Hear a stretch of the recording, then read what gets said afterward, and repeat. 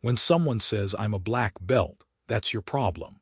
Here's why that badge of honor often masks a deep, unaddressed insecurity. You see it all the time.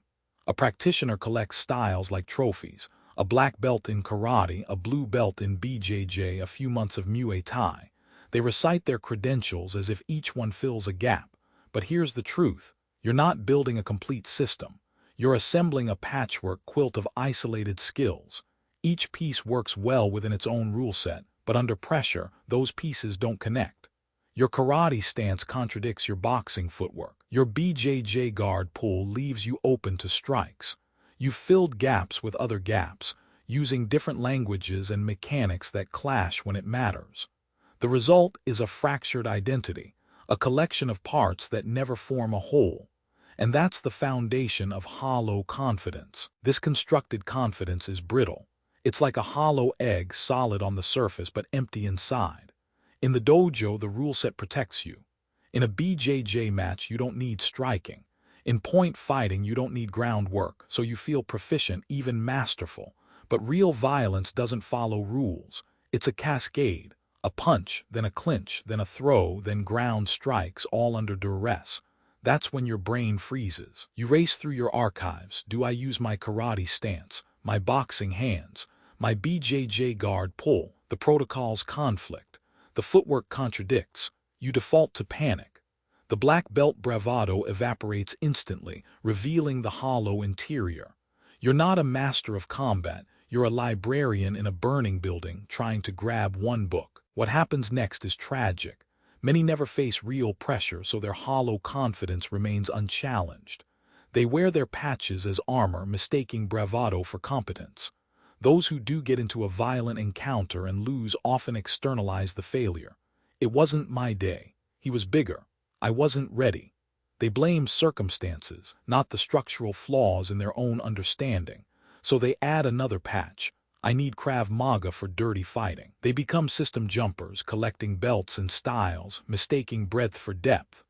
Their bravado list grows longer, but the hollowness stays. The core problem, a lack of a unified, all-encompassing framework, is never addressed. They remain perpetual beginners, always seeking the missing piece, never finding it. The alternative is not more patches. It's a seamless fabric. An approach that starts not with techniques from a cultural tradition, but with the universal elements of conflict itself. The human body, biomechanics, timing, distance, psychology, and environment. A true system doesn't ask, "How does karate solve this?" It asks, given this specific arrangement of elements, what is the mechanically and tactically optimal solution? That solution may look like a boxing jab or a wrestling level change, but it isn't borrowed. It's derived from first principles.